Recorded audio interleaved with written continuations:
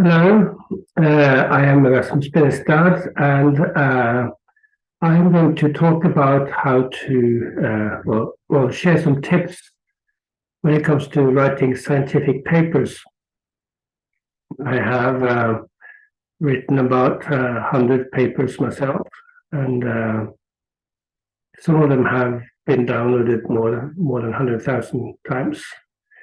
And I want to share a screen here, and it's so a scientific paper has a title and an abstract, and then you typically have an introduction, and it's describing methods and the results and discussion and conclusion, and then you may have appendices or supporting material. To start writing a paper or adding on to or having a concept about a paper that I will write as soon as I start doing my experiments or my studies or analysis. And it's important to build the work that we do on what is already established to progress our knowledge. So a good start is actually to start with the introduction and the methods. So that's why I write 1 and 2 here. They can be like a bit parallel. So I start off with this skeleton, and then I have to think about why I'm actually doing this, and also it's important to present what has already been done, to describe the situation of what we already know and what we want to add to this knowledge. So you have the present situation and then the knowledge, and we're building onto that. So we also have to state like how we want to extend it. We might have some hypotheses that we want to test. So it's important to state the scientific hypothesis.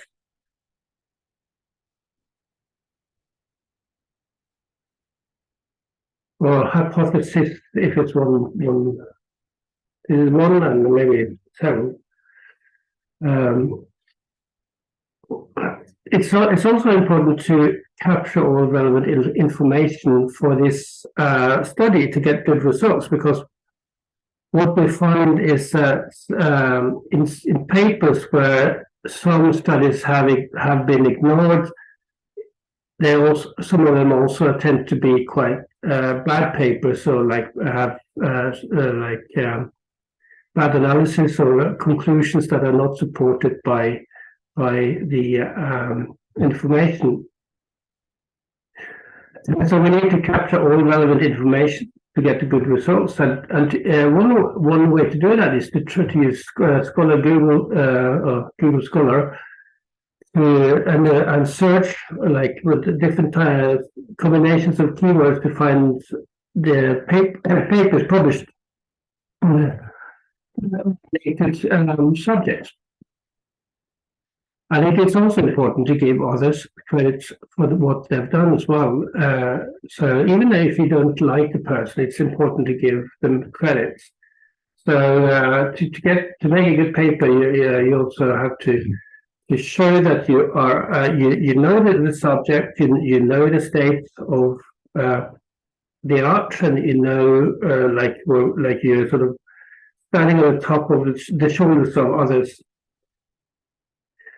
And also that will help you also with your method, because the method is actually related to what has already been done. You may have chosen to use a different type of methods, or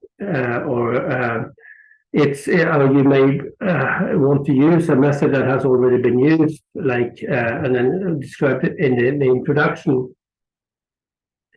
Often, I find when I read papers, the method section may be a bit of a barrier because it's very detailed and it's a bit of a stretch to go through all the technical details before you actually you get to the results. So before you actually get to the good stuff.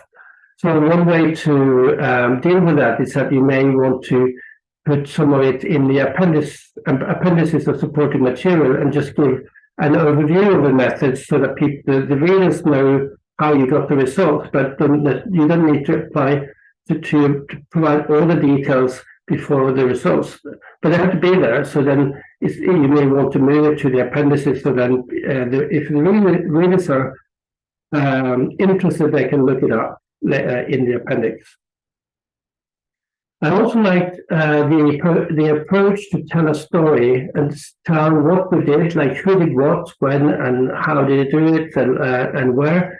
And for that, I tend to use past tense when it comes to both describing the methods to basically tell a story what we did, but also like what results we got. So both results and methods, I tend to use past tense.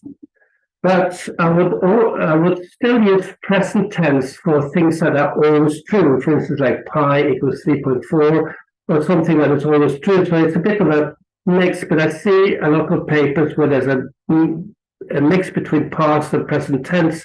When you read a paper, like from a sort of linguistic point of view, they don't read very well. So think about telling a story and then try to use past tense unless you talk about something that is always true and has always been true, then you can use present tense. So once you got your experiment going or your results in, you can also start to add the results. So then you have the introduction, methods, and the results. And then we can also start writing on the discussions to discuss the implications and how that relates to the other studies and so on. So then you have these 4 bits in the middle that you start with when you write the paper.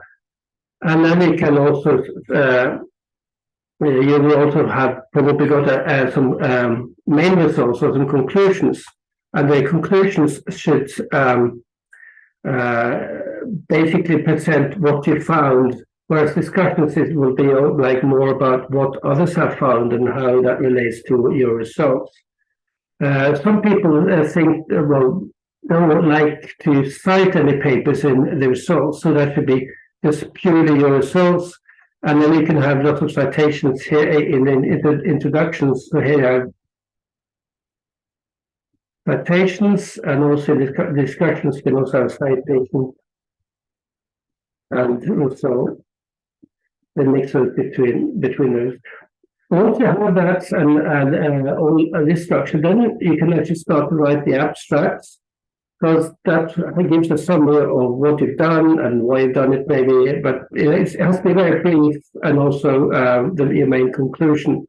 So when people read papers, then they tend to read the abstract, and then they decide whether they want to read the paper or not. Actually, they will write it. They will read the title first, and then that is actually what actually will tell me like whether this paper is actually of any interest or not. So the title title is very important.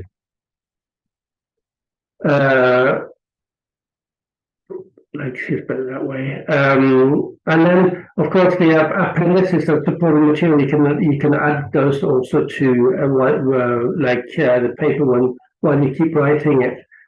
I like to also save my code for analysis when I carry out the analysis. So I use R, and I use R Markdown. And make a script with both R code and also some text, and it will also produce the results and the figures as well. So it becomes a bit like a sort of digital lab book that I can then add onto the paper as supporting material, both as an R Markdown code that can be run, but also a PDF with all the results. So then basically I also need to provide some data or maybe some extract of data to add with this code. And I could use Figshare or Zenodo, which provides a DOI. And a DOI is a digital object identifier. So then, by adding the R Markdown code and the data, then it's basically a complete package that can be reproduced by others, and I can see how I've done the analysis, and I can use the code as well, and it's completely transparent to what I've done, and then I have a complete paper, and that's one way of approaching, or one approach to writing a paper, which I find very useful. So good luck with writing your paper. Thank you.